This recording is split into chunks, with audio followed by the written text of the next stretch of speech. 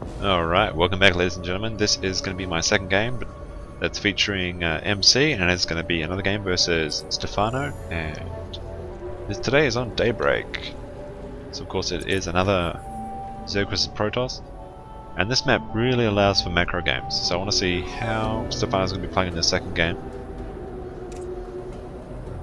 As I was saying in the first game, Stephano says he's got the basically came up with the anti-forge fast expand build, which is the Stephano style, where you get a really quick 2 bases, except you go spawning pool first. And MC's doing a lot of forge fast expands, and I wouldn't be surprised if he puts his 9 pylon down there. Yep, and he goes to scout. Of course, there is the only one scout in this position. As I was saying also last game, MC thinks he can't lose to Zerg, and he did beat Stephano in the first game, so we have to see what's going to happen in this one.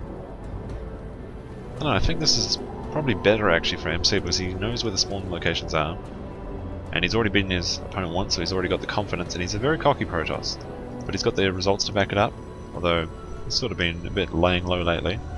I should be seeing more of him, I expect, quite soon. I wonder if he's going to go straight in or just go straight for the hatchery block, because of course you can still go for hatch first, although it's not so great. And if you remember in the first game I did between Stephano and MC, he did start off with a...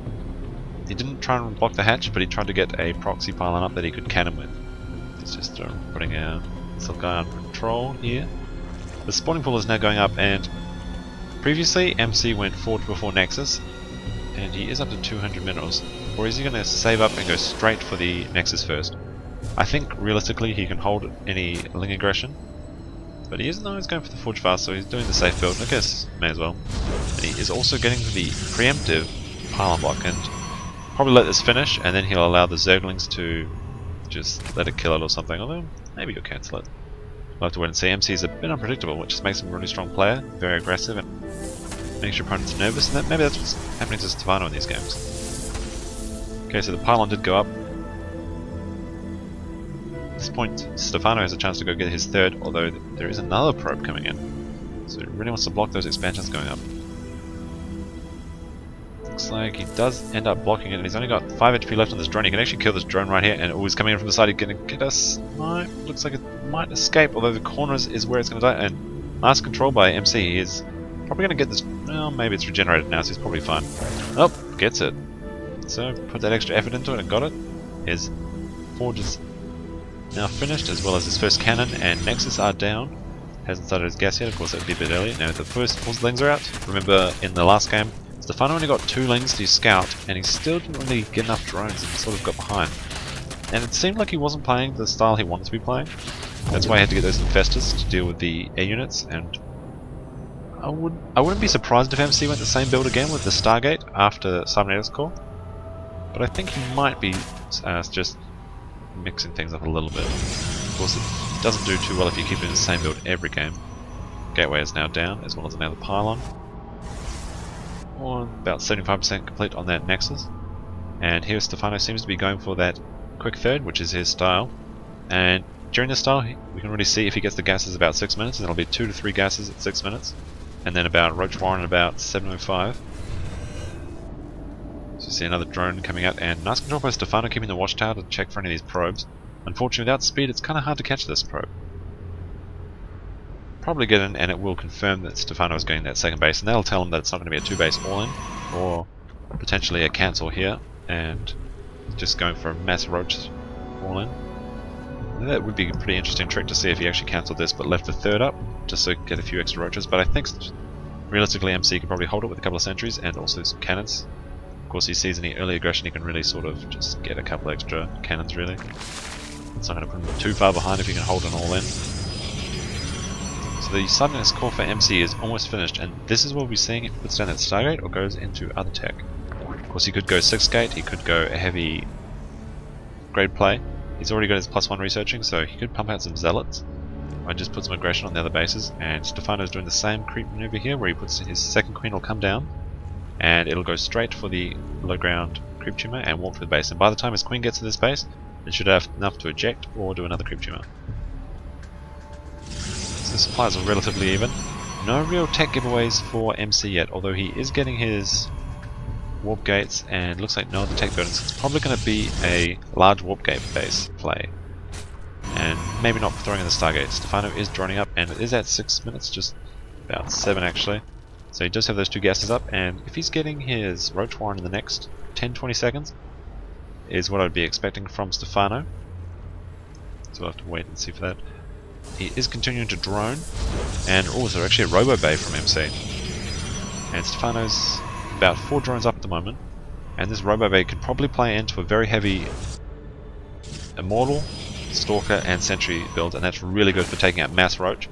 Though it depends, if Stephano can macro hard enough, he can actually get enough Roaches to just completely overwhelm it. It's a bit dicey sometimes, the force fields come down to it, and MC is one of those really good force fields actually, so I wouldn't really recommend that. You might want to try and play defensive and keep his 3 base, and try and hold a 2 base push, and then counterattack.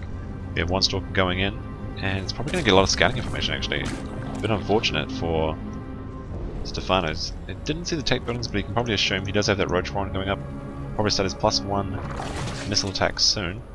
He is getting metabolic boost now, so he's probably going to be adding some Zerglings into this. And that's also last game. I think he actually used a bit too much on Zerglings, but they really didn't do much, and they're just using up supply and minerals. Have some additional gateways coming down for MC, and he is starting his +1 armor. He already has +1 weapons. Looks like his obs is just about out, and he is I really would expect to be seeing some Immortals coming out. Stephano is getting a macro hatch, as well as his +1, and his creep spread is sort of stopped at his 3rd actually. He does have the tumor here, but he hasn't really utilised it. I think nerves are sort of playing into this. Usually you see Stephano's creep spread a lot better, and he usually starts a creep tumor coming out from here, and stops it because this is a really popular proxy pylon position. So they're trying to get in, and he'll probably, well, he'll see a couple of sentries and a Stalker, and that doesn't really tell him much, unfortunately.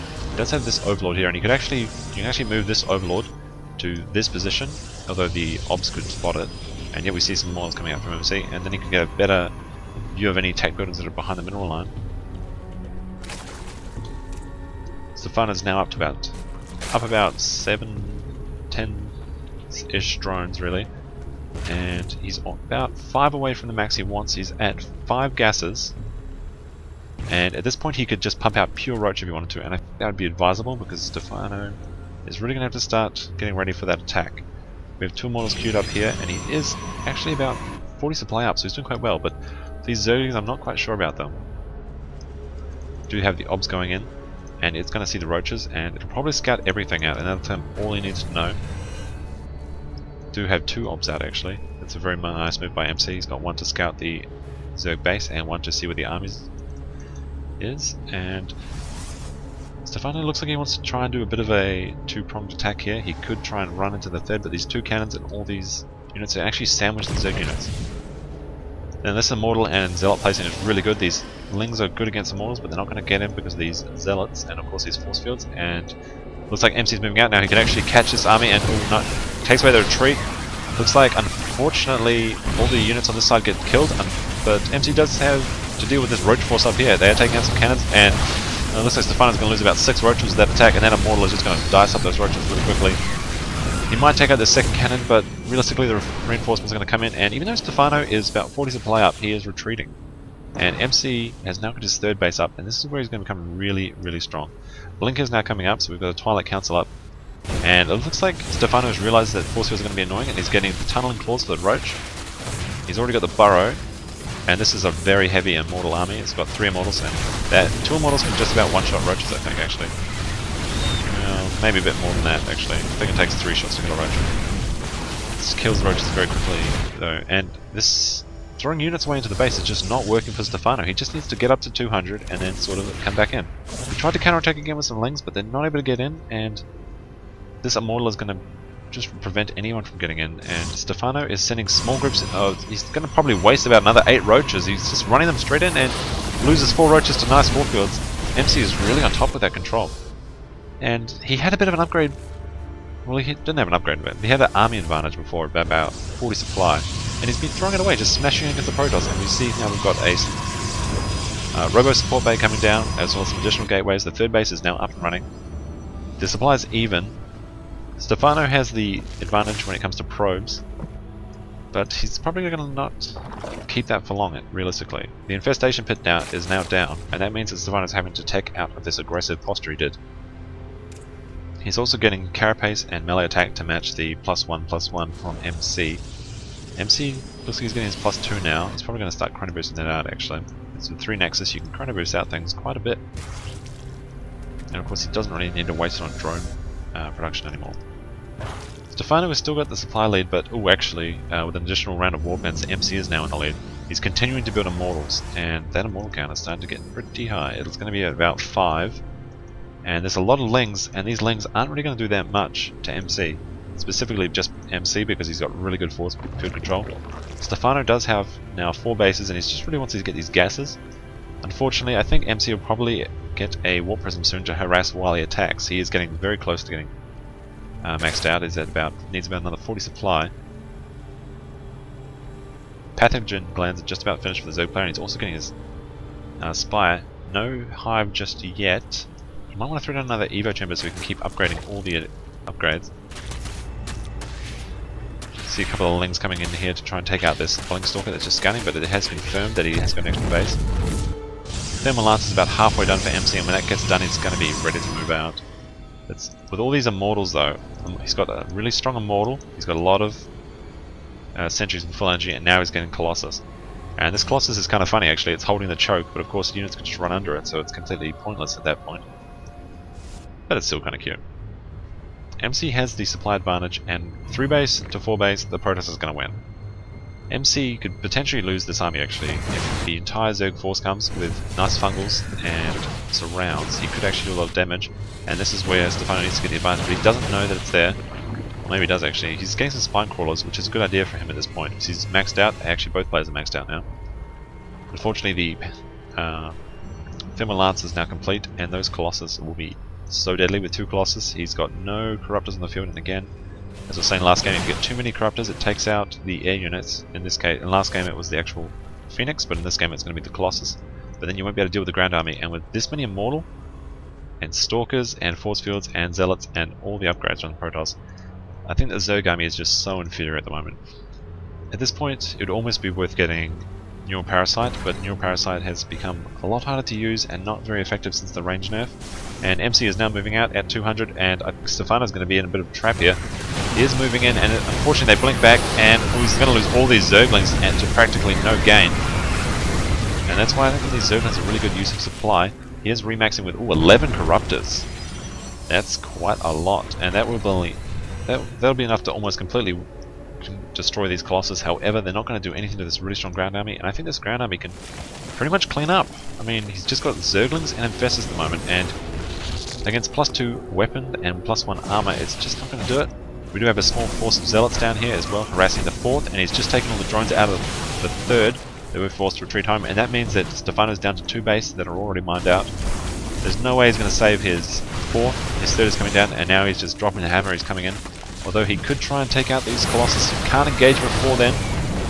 Fungal gets some of the Blink Stalkers, but he's not really able to engage just yet. He comes in, from the side he's trying to throw out nice force fields from MC. A lot of infested Terran eggs, unfortunately. I think he really needed a Neural Parasite to get this. These Colossus are going to go down really quickly, but unfortunately the Zerg army is just falling. The Protoss army is still at 190, and Stephano's down about 40 supply. These Corruptors have now killed the Colossus, and they are doing nothing. Additional gateway units coming in from the side, and the spine crawls are a nice idea, but there's still 4 Immortals. There's the Infestors just got blanked to top, and this is just the end for Stephano. He's pulling out drones. He's down 70 supply, and there's absolutely nothing Stephano can do here. And I think he just let MC get too high. He's up to +3 weapons, and Stephano only has +1 range attack, and I think he has +2 melee and armor, but he just let MC do what he wanted. He sort of played the reverse positions, because normally you don't want to let a Zerg max out and just do what they want, but he let MC max out, just like sort of like a Zerg player would on 3 base, and then he pushed out and killed him, and I think it was just too passive from Stephano. So obviously that makes it MC 2-0 versus Stephano. So for the 3rd game I'm going to be looking at, it will have to be a different player, so I'll see who I can find.